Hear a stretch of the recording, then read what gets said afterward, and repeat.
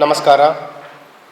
ಈಗ ಕಳೆದ ಕೆಲವು ವಾರಗಳಿಂದ ತಾವು ನೋಡ್ತಾ ಇದ್ದೀರಿ, ಕಲಬುರಗಿ ನಗರ ಪೊಲೀಸ್ ವತಿಯಿಂದ ನಿರಂತರವಾಗಿ ಈ ಅಪರಾಧಗಳ ಪತ್ತೆ ಕಾರ್ಯ ನಡೀತಾ ಇದೆ.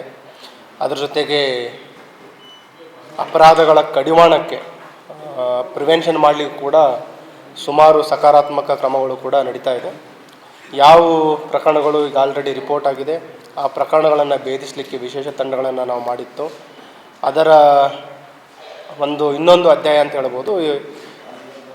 ಸ್ಟೇಷನ್ ಬಜಾರ್ ಪೊಲೀಸ್ ಸ್ಟೇಷನಲ್ಲಿ ಕಳೆದ ತಿಂಗಳು 21, 22 ಡೇ ಟೈಮಲ್ಲಿ ಆ 2 ದಿನಗಳ ಅವಧಿಯಲ್ಲಿ ಯಾರು ರೆಸಿಡೆಂಟ್ಸ್ ಇದ್ದಾರೆ, ಗಾಬ್ರೆ layout resident, retired RFO range forest officer, ಅವರ ಮನೆಯಲ್ಲಿ ಕಳ್ಳತನ ಆಗಿರುವಂಥ ವರದಿ ಆಗಿರುತ್ತೆ. ಅದು ರಾತ್ರಿ ಕಳ್ಳವಾಗಿರುತ್ತೆ.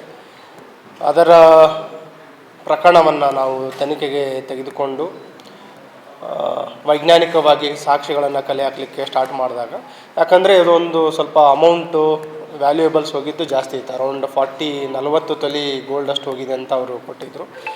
ನಿಯರ್ಲಿ ಈಗಿನ ಬೆಲೆ ನೋಡಿದರೆ ಅರೌಂಡ್ 40 ಲ್ಯಾಕ್ ಅಷ್ಟು ಆಗಿರುವಂಥದ್ದು.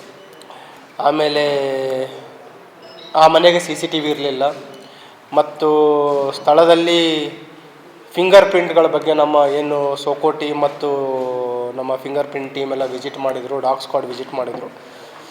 ತಕ್ಷಣ ನಮ್ಗೆ ಯಾವುದೇ ಸುಳಿವು ಸಿಗಲಿಲ್ಲ.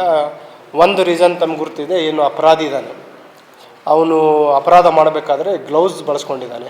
ಆ ಗ್ಲೌಸ್ ಕೂಡ ನಮ್ಮ ತಂಡ ವಶಪಡಿಸ್ಕೊಳ್ಳಲು ಯಶಸ್ವಿಯಾಗಿದ್ದಾರೆ. ಅಲ್ಲಿ ಪಕ್ಕದ ಮನೆಯಲ್ಲಿ ಒಂದು CCTV ಕ್ಯಾಮ್ರಾ ಸಿಗುತ್ತೆ.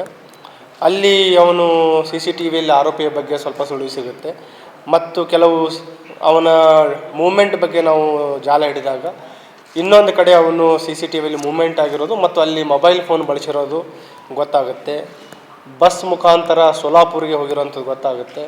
ಅಲ್ಲಿ ನಾವು ಚೆಕ್ ಮಾಡಿದಾಗ ನಮ್ಮ ಟೀಮ್ ಕಳಿಸಿ ವೈಜ್ಞಾನಿಕವಾಗಿ ತಾಂತ್ರಿಕವಾಗಿ ಮಾಹಿತಿ ಕಲೆ ಹಾಕಿದಾಗ ಅಲ್ಲಿನೂ ಕೂಡ ಅವನು ಮೊಬೈಲ್ ಫೋನ್ ಬಳಸಿರೋದು ಗೊತ್ತಾಗುತ್ತೆ.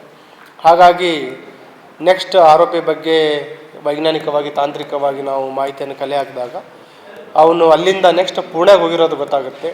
ನಮ್ಮ ಟೀಮನ್ನು ನಾವು ಪುಣೆಗೆ ಕಳುಹಿಸಿ ಆರೋಪಿಯನ್ನು ಬಂಧಿಸುವಲ್ಲಿ ಯಶಸ್ವಿಯಾಗಿದ್ದಾರೆ. ಇದರಲ್ಲಿ ಪ್ರಶಂಸೆ ಬೇಕಾಗಿರೋದಂತಂದರೆ ಪೊಲೀಸ್ ಸ್ಟೇಷನ್ ಇನ್ಸ್ಪೆಕ್ಟರ್ ಗುರ್ಲಿಂಗಪ್ಪ ಮತ್ತು ಅವರ ಟೀಮ್ ACP ಸೌತ್ ಅವರ ಮಾರ್ಗದರ್ಶನದಲ್ಲಿ ತುಂಬ ಒಳ್ಳೆಯ ಪತ್ತೆ ಕೆಲಸ ಮಾಡಿದ್ದಾರೆ. ಹಾಗಾಗಿ ಅವರಿಗೆ ಅಭಿನಂದಿಸ್ತಾ ಇದ್ದೀನಿ. ಈ ಆರೋಪಿಯ ಹಿನ್ನೆಲೆಯನ್ನು ನೋಡಿದಾಗ, ಏನು ಆರೋಪಿ ಇದ್ದಾನೆ, ಇವನ ಹೆಸರು ನವೀನ್, ತಂದೆ ಗುರುಮೂರ್ತಿ ಅಂತ, ಸುಮಾರು 49 ವರ್ಷ ಇದೆ.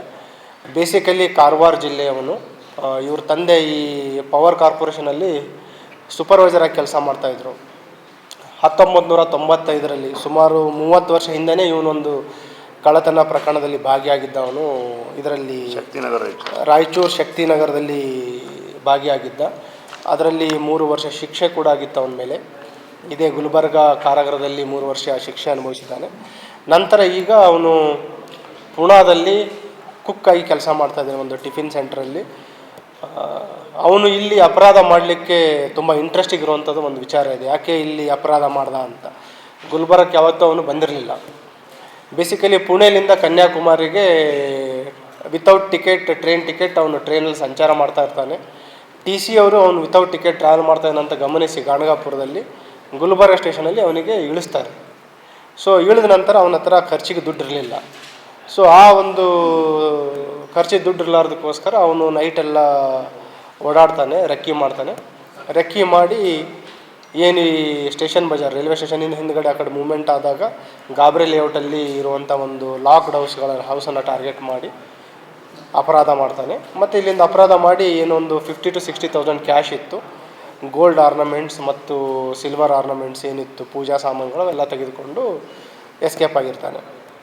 ಇದರಲ್ಲಿ ಇನ್ನೊಂದು ನಾವು ಗಮನಿಸಬೇಕಾಗಿರೋದಂತಂದರೆ ಅವನ ಬ್ಯಾಗಲ್ಲಿರುವಂಥ ಕಿಟ್. ಬೇಸಿಕಲಿ ಅವನು ಕನ್ಯಾಕುಮಾರಿಗೂ ಕೂಡ ಅದೇ ಅಪರಾಧ ಮಾಡಬೇಕಂತ ಹೋಗ್ತಾ ಇರುವಂಥದ್ದು. ಅವನ ಬ್ಯಾಗಲ್ಲಿರುವಂಥ ಒಂದು ಟೂಲ್ ಕಿಟ್ ಕಂಪ್ಲೀಟ್, ನಮ್ಮದು ಹೆಕ್ಸಾ ಬ್ಲೇಡ್ ಕಟ್ರ್ ಇದೆ ಮತ್ತು ಕಟ್ಟರ್ ಬ್ಲೇಡ್ ಇದೆ. ಆಮೇಲೆ ಏನು ಚಿನ್ನಾಭರಣ ಸಿಗುತ್ತೆ ಅದನ್ನು ಮೆಲ್ಟ್ ಮಾಡಲಿಕ್ಕೆ ಗ್ಯಾಸ್ ಇದನ್ನು ತೊಗೊಂಡಿದ್ದಾನೆ ಅವನು, ಹೀಟರು. ಸೊ ಕಂಪ್ಲೀಟ್ ತುಂಬ ತಯಾರಿಯಾಗಿ ಪ್ರಿಪೇರ್ ಆಗಿ ಅಪರಾಧ ಮಾಡಲಿಕ್ಕೆ ಮೂಮೆಂಟ್ ಆಗಿರುವಂಥದ್ದು. ಸೊ ಆ್ಯಕ್ಸಿಡೆಂಟಲ್ಲಿ ಗುಲ್ಬರ್ಗದಲ್ಲಿ ಇಳಿದು ಇಲ್ಲಿ ಅಪರಾಧ ಮಾಡಿ ಯಾವುದೇ ಅವನಿಗೆ ಹೋಪ್ಸ್ ಇರಲಿಲ್ಲ ಅಂತಂದರೆ ಪೊಲೀಸರು ಹಿಡಿತಾರೆ ಅಂಥ ಒಂದು ಕ್ಲಿಷ್ಟಕರವಾದ ಒಂದು ಪ್ರಕರಣವನ್ನು ಭೇದಿಸುವಲ್ಲಿ ನಗರ ಪೊಲೀಸ್ ತಂಡ, ಅದರಲ್ಲಿ ವಿಶೇಷವಾಗಿ ಸ್ಟೇಷನ್ ಬಜಾರ್ ಮತ್ತು ಸೌತ್ ಉಪವಿಭಾಗದ ಕ್ರೈಮ್ ಟೀಮ್ ಯಶಸ್ವಿಯಾಗಿದ್ದಾರೆ. ಅವರಿಗೆ ಅಭಿನಂದನೆಗಳನ್ನು ಸಲ್ಲಿಸ್ತಾ ಇದ್ದೀನಿ ಮತ್ತು ಪ್ರಶಂಸನಾ ಪತ್ರನೂ ಕೂಡ ಈಗ ನೀಡ್ತಾ ಇದ್ದೀನಿ.